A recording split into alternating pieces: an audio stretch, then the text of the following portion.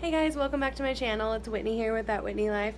In this video, we're going to be doing some Weight Watchers recipes, and then I have a Trash to Treasure DIY where I reupholster chairs. And I've never reupholstered chairs before, so please bear with me. But if you're interested to see how everything turned out, just keep on watching. For the first recipe, I'm doing my Weight Watchers take on our favorite pizza of all time, the Gourmet Vegetarian from Papa Murphy's. I'm using 2-ingredient dough, and I do have a video on how to make that. And then fat-free cheddar and low-moisture part-skim mozzarella. This is only 9 points for the entire pizza. Usually one slice is 9 points, so that's pretty awesome. I hope you enjoy. Yes, in a 2-day version. Can you hear the green carpet? In a 2-day version.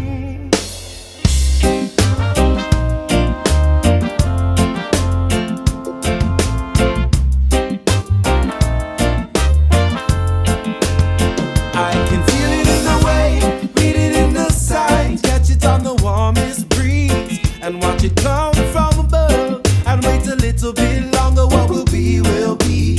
I can feel it in the way, read it in the signs. Catch it on the warmest breeze. And watch it come from above. And wait a little bit longer, what will be, will be.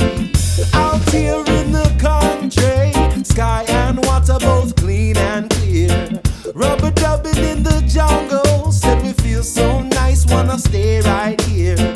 Cooking dinner in a big black potter with an open fire and smoky haze.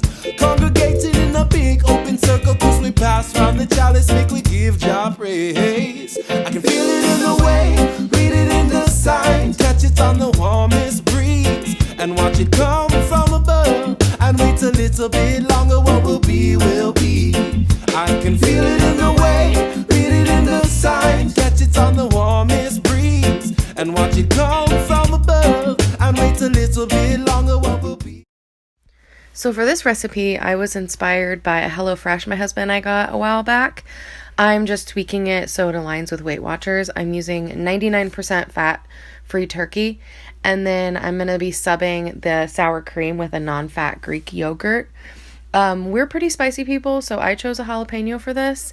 If you don't like spice very much, you could go with like a Anaheim or a poblano, or you can just omit the hot pepper altogether and put in a bell pepper, which would be really good.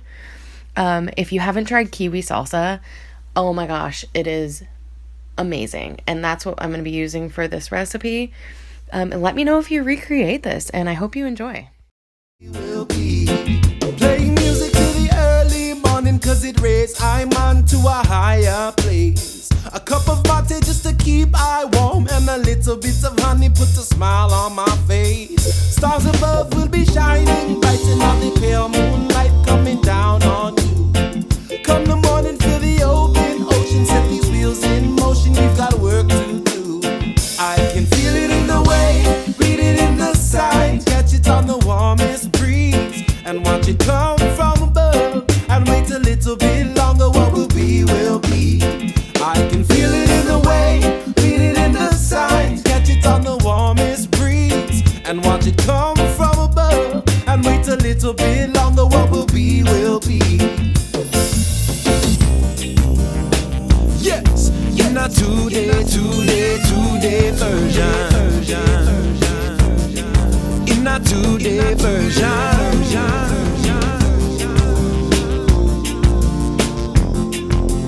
2-day version. So won't you play it again?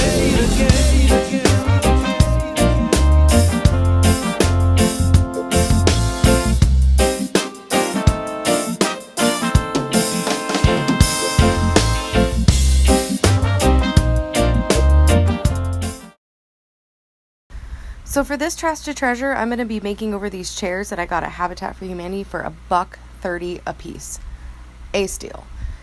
And I lost a lot of footage here, but basically you're just going to take the chair apart. The back popped off pretty easily, and then the seat just unscrews, and you're going to take some wood glue and repair it as needed. And then you'll pull the old upholstery off. Now this was particle board, so it ripped up like super easy, but you might have to do one staple at a time like I did here. And that piece of fabric that I peeled off, keep that. for something we're going to do later. And anyway, so I was pulling the staples out, and this was just shredding. It was old, cheap wood. I didn't have anything to replace it. So I just ended up leaving the fabric on there and reupholstering over it. And it worked out okay. You can kind of see the old fabric underneath the new, but it's really not that big of a deal. And then you're going to cut out a piece of fabric of your choice, a little bit larger than what you're upholstering. I did a little bit too large, and I had to trim as I went, but this is an outdoor fabric that I got at Joann's at half off. It was $8.99 at half off, so it's a little bit pricey. But it's really nice fabric, and it is like the heavy-duty outdoor fabric, so I felt like it was worth it. One note, when you're reupholstering, you need to pull really, really tight, especially around the corners, and that's why I'm trimming the fabric as I go, because if you have too much fabric, it can really bunch up super bad around the corners. And the back of this chair, for some reason, has finishing nails to get the fabric on. I don't know why. I just pulled them out because I'm using staples. And then I did go ahead with a fine grit sandpaper and just sand down where I needed. And I'm going in with Folk Art in white chalk paint to just prime this. I'm not the best at furniture painting, so I'm actually going to go ahead and spray paint this. So, and I just really didn't care about how this base coat, because this is going to be covered up anyway, so there's no rhyme or reason to how I'm doing this. What you are going to notice at some places, you might get some crackling. That, I don't know why that happens, but I've had it happen to a couple other pieces of furniture that I've painted, and it's on the spots that I didn't sand. On the spots that I did sand with a lighter color paint, you're going to get some yellowing, and the spray paint should take care of that. So then I'm going to take Rust-Oleum satin enamel in shell white and give this, I think I did like 2 good coats of paint. It took like 2 cans of paint. So get more than what you think you're going to use. And then I did start upside down, flipped it over, and finished it off. So this is the piece of fabric that I need, that you are going to keep, and you're just going to trace it out and cut it, and that's going to be stapled to the back of your chair. I did struggle with this a little bit, but what this piece is going to do is it's going to allow the back of the chair to be able to stay in.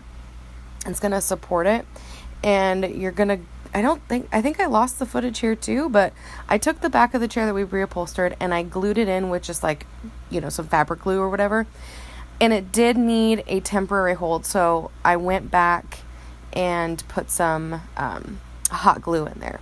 And then I just screwed the bottom of the chair on. Self-explanatory, super easy. They just screw right on. And here's the finished product. I think it's so beautiful. It looks so expensive. I wanted a Mackenzie Child's Feel, and they can go for like $2,000 a chair. I knew I could recreate one for under $20, and this was about $18 to do.